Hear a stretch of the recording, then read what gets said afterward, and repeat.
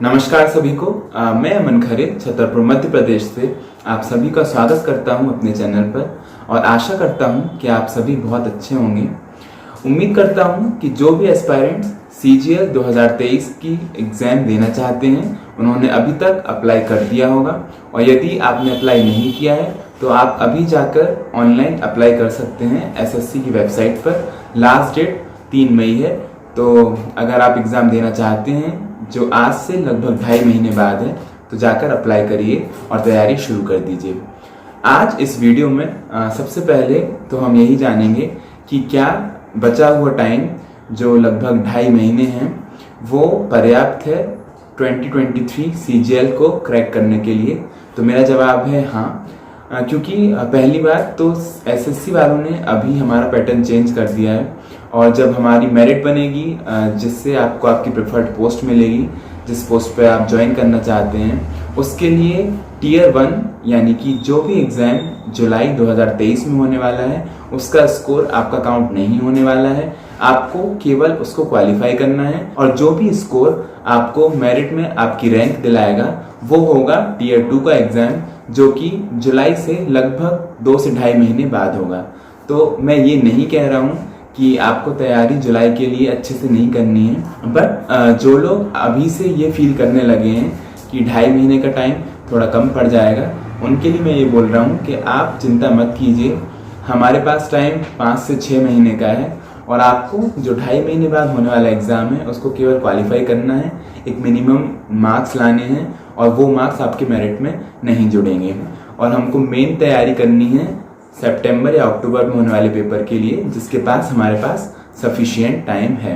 तो आप अपनी तैयारी को उस तरीके से प्लान कर सकते हैं, और डेफिनेटली आपका एग्ज़ाम क्रैक हो जाएगा और आपको भी बहुत अच्छी पोस्ट मिल जाएगी। वीडियो शुरू करने से पहले जो लोग पहली बार मेरे चैनल पर आए हैं उनको मैं अपना एक ब्रीफ इंट्रोडक्शन देना चाहूँगा। मैंने ग्रेजुएशन कंप्लीट किया था 2019 में, और उसके बाद जून 2019 से दिसंबर 2022 तक मैं पुणे में एक प्राइवेट कंपनी में जॉब कर रहा था एज अ सॉफ्टवेयर डेवलपर। उसके साथ ही मैंने CGL की तैयारी करी। फिर मैंने 264 AIR के साथ CGL 2021 में इनकम टैक्स इंस्पेक्टर की पोस्ट पाई है। तो ये था मेरे बारे में इंट्रोडक्शन। आज इस वीडियो में मैं आपके साथ बचे हुए टाइम जो कि लगभग 2.5 महीने हैं उसमें आप कैसे तैयारी करें, कैसे अपना प्लान बनाएं कि आपका एग्ज़ाम अच्छे से क्लियर हो जाए, वो स्ट्रेटजी शेयर करूंगा। मैं अपने रिसोर्सेज भी शेयर करूंगा कि मैंने कौन से किताबें पढ़ी या मैंने कौन से ऑनलाइन प्लेटफॉर्म्स को यूज़ किया। उसके साथ ही मैं आपको अपनी स्ट्रेटजी भी बताऊंगा कि मैंने टेस्ट सीरीज़ का यूज़ करके कैसे बिना किसी ऑफलाइन कोचिंग के CGL 2021 क्रैक किया। और जो भी एस्पायरेंट्स जो हिंदी में कंफर्टेबल नहीं हैं, मैंने ऑलरेडी एक प्लेलिस्ट बनाया हुआ है जिसमें मैंने सारे वीडियोस इंग्लिश में अपलोड किए हुए हैं, तो आप वो भी देख सकते हैं। उस प्लेलिस्ट की लिंक आपको डिस्क्रिप्शन में मिल जाएगी। तो चलिए शुरू करते हैं। सबसे पहले रिसोर्सेज या स्ट्रेटजी या प्लान पे जाने से पहले मैं आपको SSC एग्ज़ाम्स को क्लियर करने की एक की बताना चाहूँगा जो मैंने ऑब्जर्व किया है। देखिए, पेपर जो लेवल है CGL का, वो जो क्वेश्चंस आते हैं वो 10th के लेवल तक के क्वेश्चंस आते हैं, मैथ्स हो या रीजनिंग हो या इंग्लिश हो।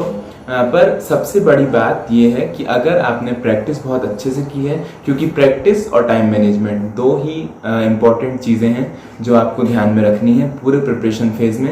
अगर आपने प्रैक्टिस अच्छे से की है, कॉन्सेप्ट उतने टफ नहीं लगेंगे, क्वेश्चंस उतने टफ नहीं आएंगे, बट सिर्फ ये है कि गिवन टाइम में जितना टाइम आपको दिया गया है उतने टाइम में आपको एक इजी टू मॉडरेट लेवल का क्वेश्चन सॉल्व करना है। अगर आप ये काम कर गए तो आपको आपकी पसंदीदा पोस्ट लेने से कोई नहीं रोक पाएगा। ये मैंने भी ऑब्जर्व किया है। आप अगर ये चीज़ करके देखेंगे तो आप खुद ये चीज़ ऑब्जर्व करेंगे।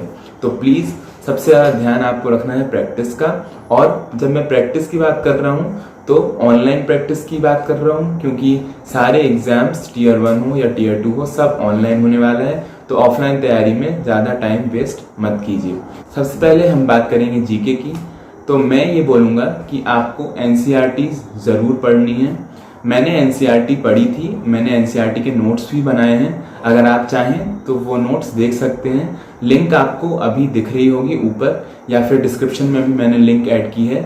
तो मैंने कैसे एनसीईआरटी के नोट्स बनाए हैं वो आप देख सकते हैं। एनसीईआरटी ज़रूर पढ़िए। उसको आप ऐसा मत सोचिए कि 2.5 महीने में एनसीईआरटी नहीं हो पाएगी। अगर आपकी नहीं हो पा रही है तो आप उसको मेंस तक लेके जाइए, पर एनसीईआरटी पढ़ने का फ़ायदा आपको ज़रूर मिलेगा।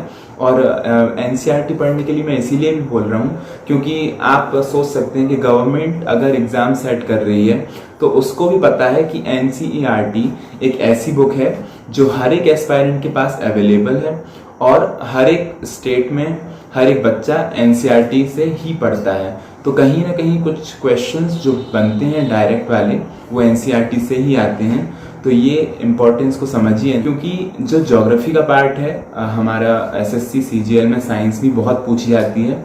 तो साइंस और ज्योग्राफी अगर आपने एनसीईआरटी पढ़ी है तो डेफिनेटली आपकी कवर हो जाएगी, आपको कहीं और जाने की ज़रूरत नहीं है।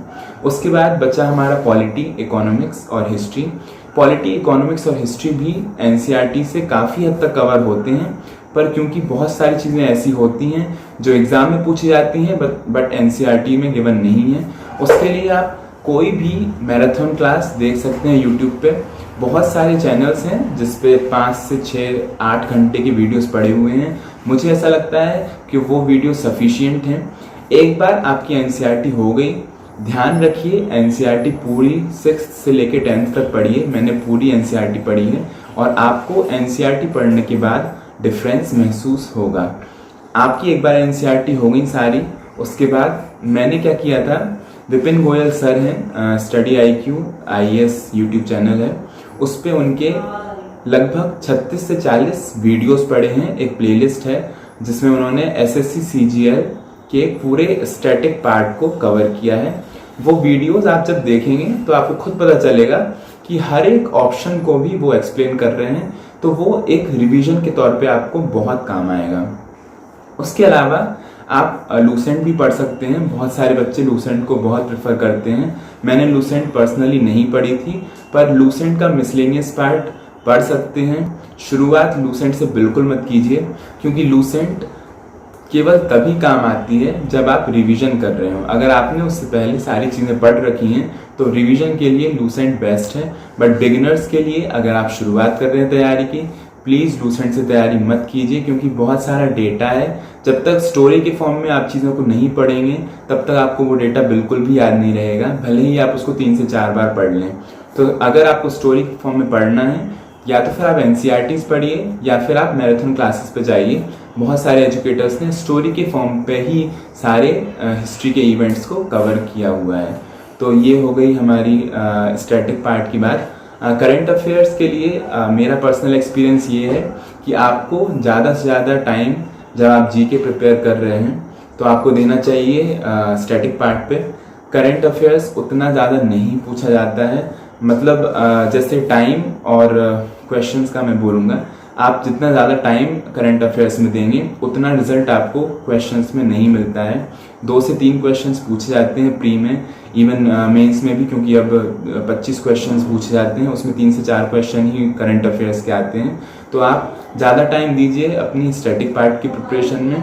करंट अफेयर्स के लिए मैंने यूट्यूब चैनल है DCA बाय राहुल सर, उनके मंथली करंट अफेयर्स के वीडियोस देखे थे।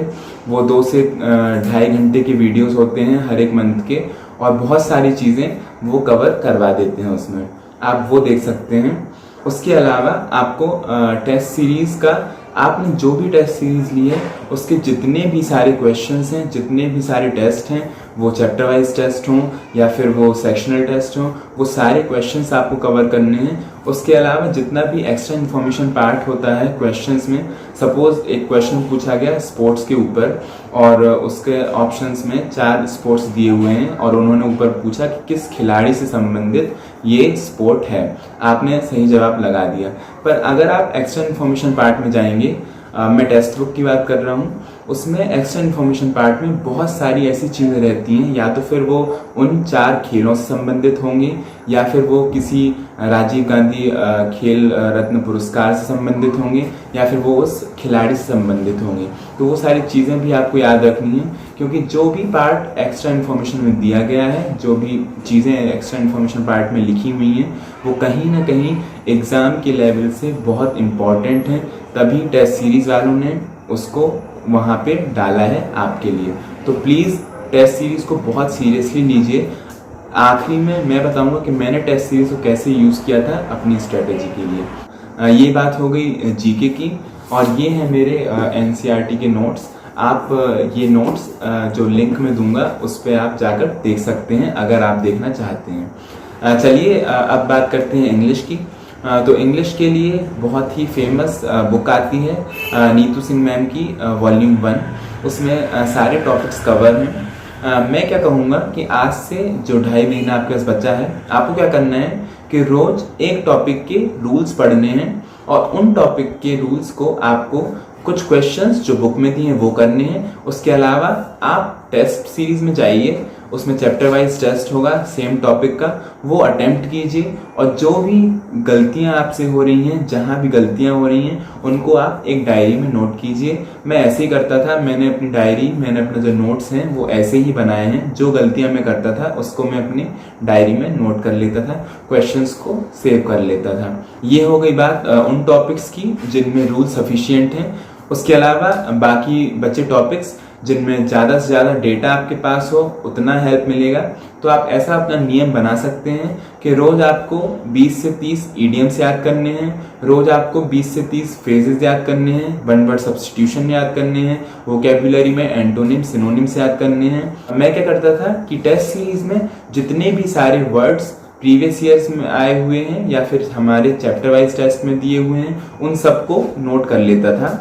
उसके अलावा मैं एक आर्टिकल भी पढ़ता था, किसी भी एक न्यूज़पेपर का आर्टिकल आप पढ़ सकते हैं। उसमें जो भी वर्ड्स दिए हुए हैं जो आपको नहीं आते हैं, आप उनको नोट कर सकते हैं, उनके मीनिंग्स नोट कर सकते हैं, और आप रोज अपना नियम बनाइए कि आपको इतने इतने वर्ड्स रोज याद करने हैं और उनको रिवाइज करते जाना है हर एक हफ्ते के एंड में। तो ऐसे करके आपका डेटा बढ़ता जाएगा और आपको सारी चीज़ें याद रहेंगी। ये रहे मेरे नोट्स जिसमें मैंने वोकैबुलरी ऐड की थी और मैंने नोट्स लिखे थे टेक्स्ट बुक से, टेस्ट सीरीज से। आप ये भी देख सकते हैं, मैंने वीडियो की लिंक ऐड की है, ऊपर कहीं आपको वो लिंक मिल जाएगी। उसके बाद हम बात करेंगे मैथ्स की और रीजनिंग की। मैथ्स और रीजनिंग के लिए मैं ये बोलूँगा लगभग 30 से 35 टॉपिक हैं। अगर आप 2.5 महीने को ऐसे डिवाइड करें कि 1.5 महीना आपको प्रिपरेशन करनी है और 1 महीना लास्ट का जो है आप उसको प्रैक्टिस में देंगे। मैं ये इसीलिए बोल रहा हूँ क्योंकि सबसे ज़्यादा प्रैक्टिस ही ज़रूरी है CGL को निकालने के लिए। मैं फिर से बोलूँगा, टाइम मैनेजमेंट और प्रैक्टिस। उतने गिवन टाइम में आपको वो क्वेश्चन सॉल्व करके आंसर टिक करना है। क्वेश्चन का लेवल टफ नहीं है। तो मैथ्स और रीजनिंग के लिए आपको क्या करना है, लगभग 30 से 35 टॉपिक हैं। रोज आपको हर 3 दिन में आपके 2 टॉपिक कंप्लीट होने चाहिए। आप ऐसा बनाइए कि आपको जो भी बुक आप यूज़ कर रहे हैं, गगन प्रताप सर की बुक हो सकती है या फिर किसी भी एजुकेटर की बुक हो सकती है, आपको उससे कॉन्सेप्ट याद करना है और थोड़े बहुत क्वेश्चंस जो आपने ऑफलाइन तैयार किए हैं उस बुक से, उसके बाद आपको ऑनलाइन आ जाना है और ऑनलाइन ही प्रिपेयर करना है। क्योंकि जब टाइमर आपकी मशीन पे, आपके लैपटॉप पे चलेगा तो आपको अपने आप स्पीड भी बढ़ेगी आपकी, और आपको ये भी ध्यान रहेगा कि आपको उतने ही टाइम में ये सारे क्वेश्चन कंप्लीट करने हैं। ऑफलाइन तैयारी करते टाइम बहुत सारे डिस्ट्रैक्शन भी होते हैं, कहीं आपको किसी ने बुला लिया, कहीं किसी का कॉल आ गया। अगर आप ऑनलाइन वही चीज़ कर रहे होंगे तो ना ही तो आप फ़ोन उठाएंगे और आसपास वाला इंसान भी आपको ना ही बुलाएगा और ना ही आप उठकर जाएंगे, क्योंकि टाइमर मशीन पे चल रहा है। मैंने अपने नोट्स शेयर किए हुए हैं, मैंने कुछ नोट्स फॉर्मूला लिखे हुए हैं।